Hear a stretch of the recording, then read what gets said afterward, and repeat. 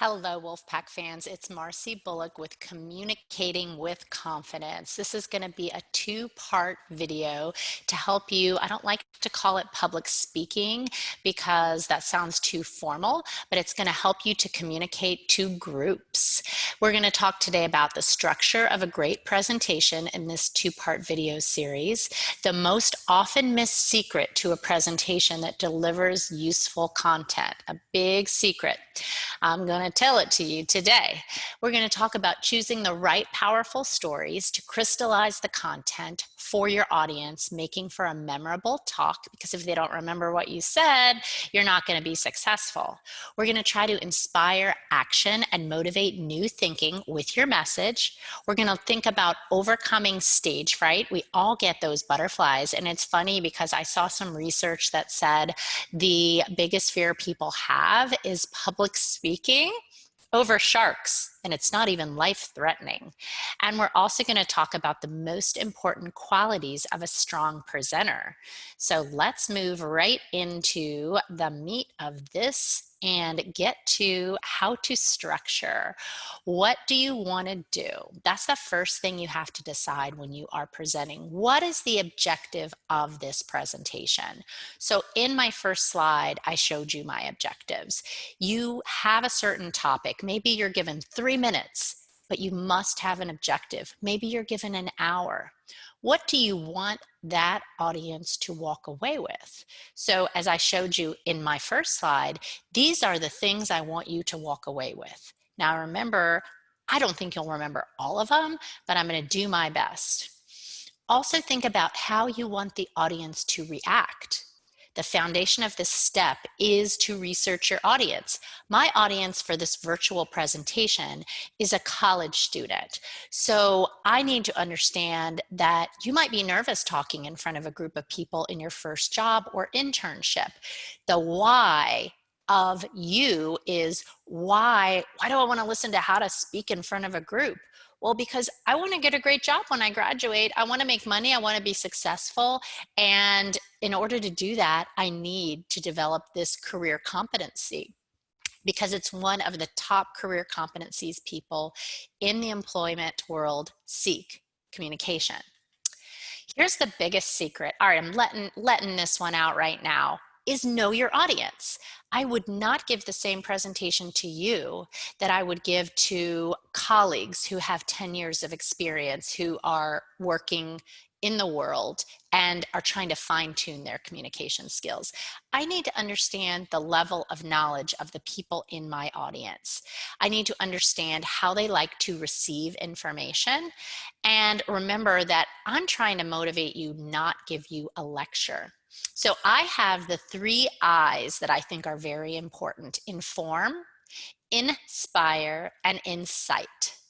I would like to present the group's wants and needs, not what I think is important and what I need, but what the audience of this talk wants and needs. So again, I have to know that ahead of time. I have to. Plus, I'm super passionate about this topic. I was a communication major undergrad. I show emotion when I talk. You don't have to do it the same way I do. You're going to find your own personal style. So I'm trying to inspire you in addition to giving you content, and finally incite action.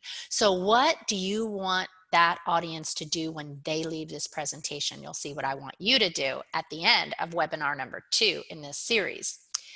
You must know yourself, presenters. What are your presentation limits? What are you really excited about? Hopefully you can talk about those things. And what do you need to do to get energized? Maybe you need to listen to a pump up song. Whatever you do when you're excited is what you should do in a presentation, because the audience can tell if you're being authentic. Here we go with stage fright. The butterflies, they're going. I've got to get them in formation. So I'm going to rehearse this. I'm not going to be up there fumbling around, wait, what was my next bullet point? I will have practiced it. I'm arriving early to get settled in so that I don't have to talk too fast. And I am going to avoid my filler words, such as like, okay, furthermore. That's better.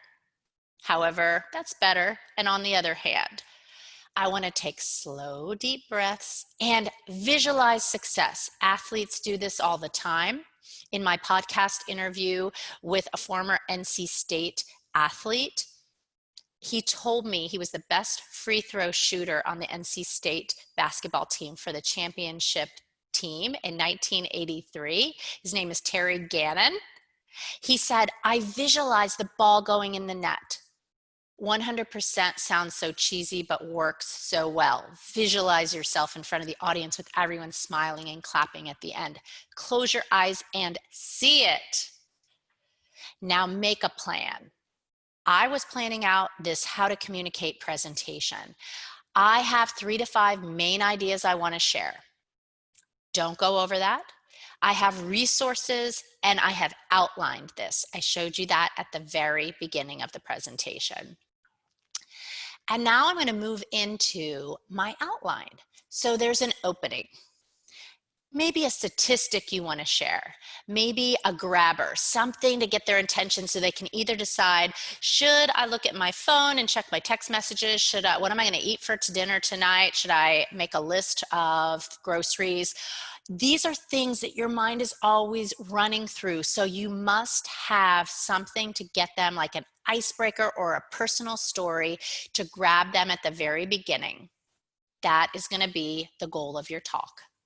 Next, you move into the content with some activities, hopefully if you've got a live audience, mine is recorded, and you relate the activities to the discussion. So you get input from them and you tie them in with examples.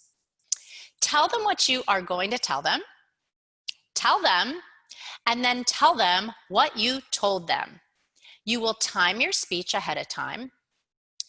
And you will investigate if it's live, the room, so you know if the technology is working, and no one ever complains when you finish early. I talked about practice, and I'm going to say it. I just told you, tell them what you're going to tell them, and tell them what you told them. Practice, practice, practice. All right, repetition.